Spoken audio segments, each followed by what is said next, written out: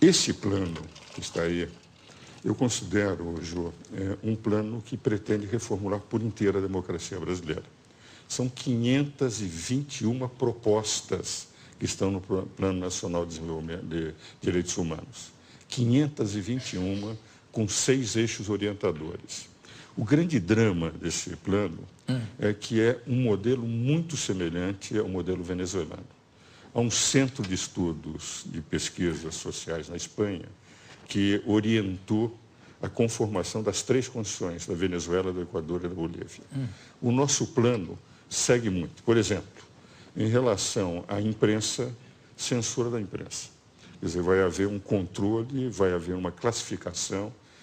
Aquelas instituições que não seguirem o que eles chamam do plano de direitos humanos, essas instituições não receberão, por exemplo, financiamento oficial.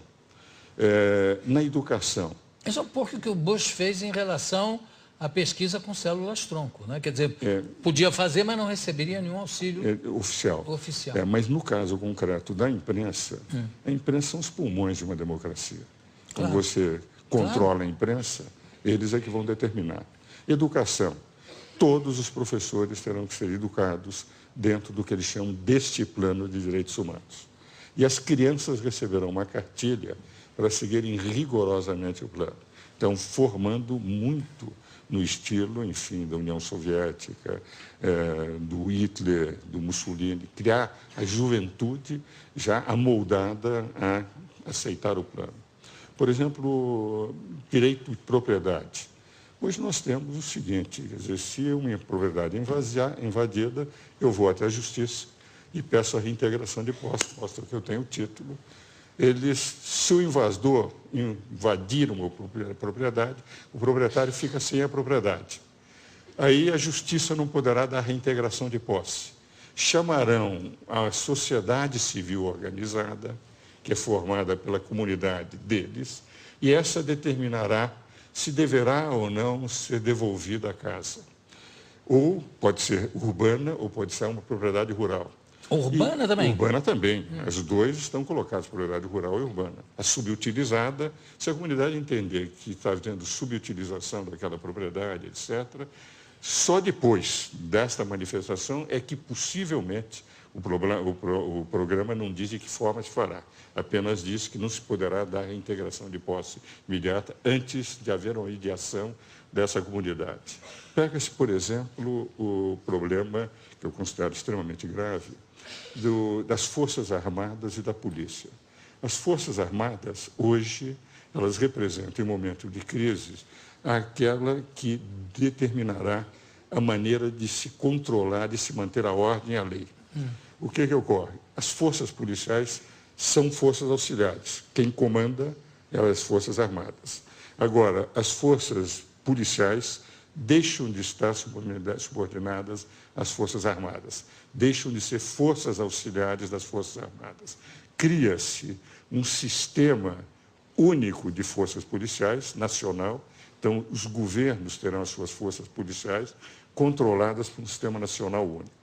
Então, teremos as Forças Armadas se o Brasil entrar em guerra, o Brasil não tem essa vocação, e teremos um controle total das polícias desvinculadas das Forças Armadas, podendo ser as forças policiais apenas forças reservas em caso de guerra. Então, está havendo uma total mudança do sistema, digamos, do regime constitucional. Por exemplo, nós vivemos em representação. Cada deputado paulista, para ser deputado federal, ele precisa de pelo menos 100 mil votos. Que representa? Ele pode ser um mau deputado, mas é o povo que vota.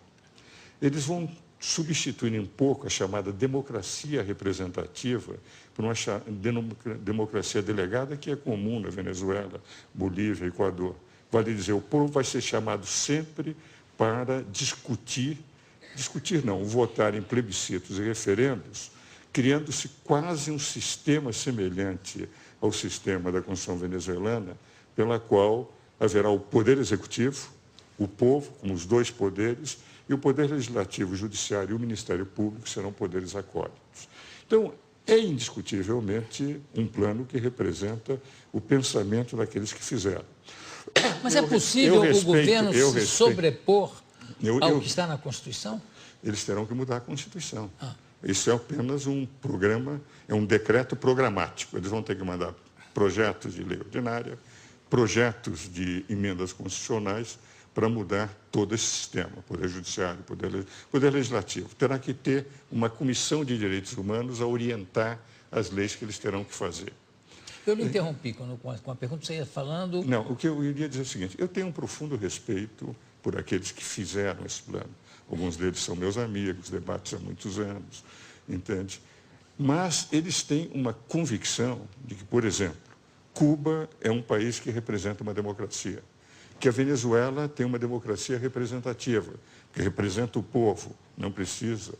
E eles estão pretendendo trazer para o Brasil as convicções ideológicas deles, que eu respeito, não são as minhas. Não, mas como é que Cuba pode ser considerada uma democracia se tem o Fidel, por quem eu tenho, aliás, uma grande admiração pela luta dele, pelo que ele significou para Cuba, tudo isso. Eu confesso que não tenho a mesma admiração. Não, eu digo o seguinte, que um sujeito que desembarca com 12 pessoas numa ilha e toma conta, evidente que se transforma num mito, pelo menos. No tempo que eu estudava na faculdade... Mas será que não surgiu mais ninguém com competência? Olha, no tempo que eu estudava na faculdade, em 57, quando ele começou, a mim me revoltava muito. Nós damos sempre o direito de defesa como o principal direito de uma democracia. Claro. Não há democracia sem direito de defesa. Por isso é que eu sou advogado, nunca quis ser magistrado, nem político, nem nada. Agora, naquela época, foram levados milhares de pessoas aos paredões eu sei. sem nenhum direito de defesa. Eu nunca perdoo alguém que matou sem ter permitido que as pessoas se defendessem. Isso é um genocida.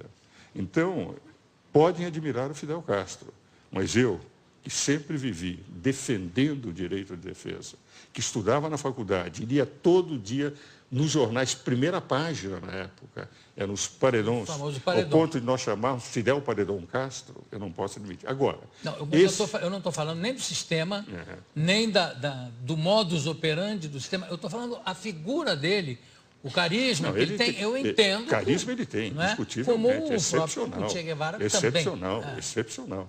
O que eu não estou de acordo. Agora, o que ocorre? Eles dizem que é uma democracia porque não precisam de eleições. As eleições são apenas confirmativas, porque só tem o partido oficial. Porque diz que o povo está contente com o que eles fazem. Se nós analisarmos, todos os que têm defendido a Venezuela, o Equador, a Bolívia, esses regimes bolivarianos, e realmente também a Nicarágua e Cuba, que é uma ditadura, ao meu ver, eles estão convencidos que isso é o melhor para o Brasil. Se nós pegarmos o plano diz o seguinte, nesses 20 anos, nós tivemos a onda neoliberal no Brasil.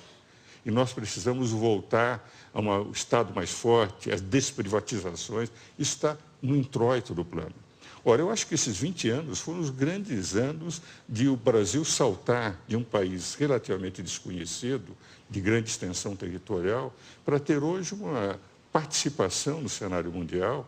Porque, como é que eu posso dizer que esses 20 anos foram um fracasso e que nós precisamos voltar às estradas? Não, nesses 20 anos, os governos do presidente Lula. Claro, também, né? E Lula, eu vou dizer o seguinte, os primeiros 7 anos do presidente Lula, ele teve uma participação internacional fantástica. Eu tenho a impressão que o Lula, ele fez um erro a partir do episódio de Honduras. Porque eu tinha certeza que esse ano ele seria indicado para o Prêmio Nobel da Paz.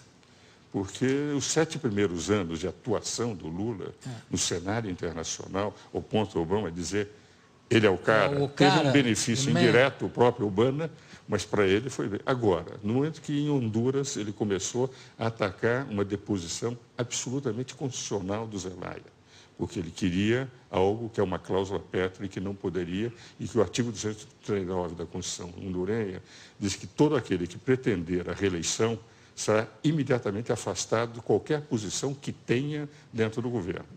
Basta dizer que um dos maiores juristas brasileiros, que é do PT, foi secretário do PT, que é Dalmo Dallari, escreveu um artigo na Folha dizendo realmente foi constitucional a deposição do Zelaya.